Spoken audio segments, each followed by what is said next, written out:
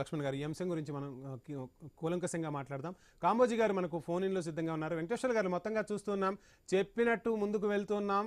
మొత్తంగా స్థానిక ఎన్నికల నగారా కూడా మోగింది. బీఆర్ఎస్ ఇక ఈ ఎన్నికలతో వాషౌట్ అవుతుంది. అసలు బీఆర్ఎస్ బీజేపీ కుమ్మక్క అయిపోయిన పరిస్థితి అని కూడా కాంగ్రెస్ నుంచి వినిపిస్తున్న పరిస్థితి.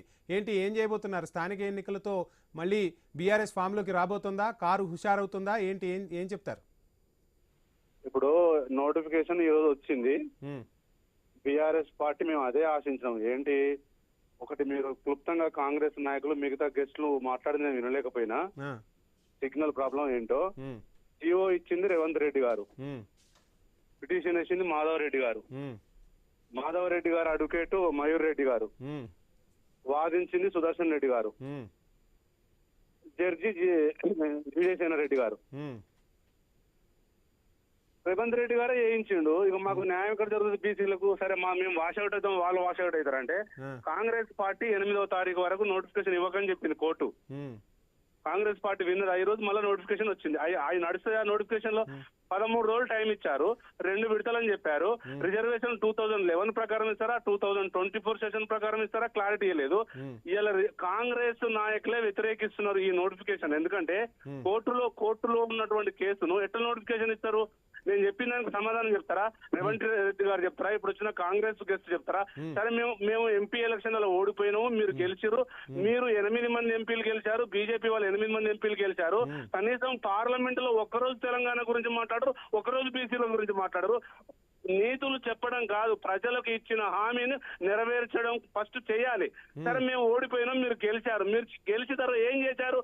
నానబెట్టి 1400 కోట్లు 15th ఫైనాన్షియల్ కమిషన్ డబ్బులు రాకుండా చేసి 20 నెలల తర్వాత తూతూ మంత్రంగా నోటిఫికేషన్ ఇచ్చారు. నోటిఫికేషన్ ఆ రోజు మొన్న జరిగినటువంటి హైకోర్టులో జస్టిస్ విజయసేన రెడ్డి గారు క్లుప్తంగా చెప్పారు.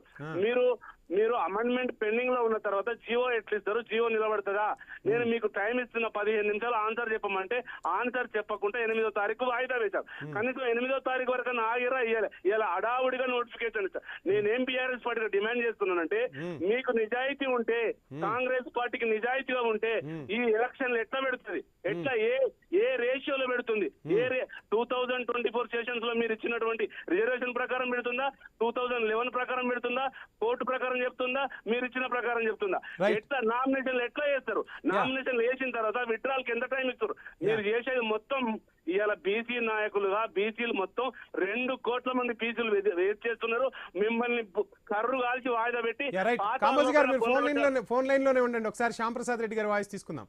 శ్యాంప్రసాద్ రెడ్డి గారు, మొత్తంగా ఏదో చేయాలి అన్నట్టు తూతూ మంత్రంగా చేశారు తప్ప చిత్తశుద్ధి లేదు ఎలక్షన్స్కి రావడానికి. 2 కోట్ల మంది బీసీలు కూడా కాంగ్రెస్ పార్టీని వ్యతిరేకిస్తున్నారు. కాంగ్రెస్లో ఉన్న నాయకులు కూడా ఈరోజు వ్యతిరేకిస్తున్న పరిస్థితి అంటూ కూడా కాంబోజీ గారు బీఆర్ఎస్ వర్షన్ని వినిపించారు. ఏం చెప్తారు? మొత్తంగా ఏ విధంగా కాంగ్రెస్ ముందుకు పోబోతుంది? సార్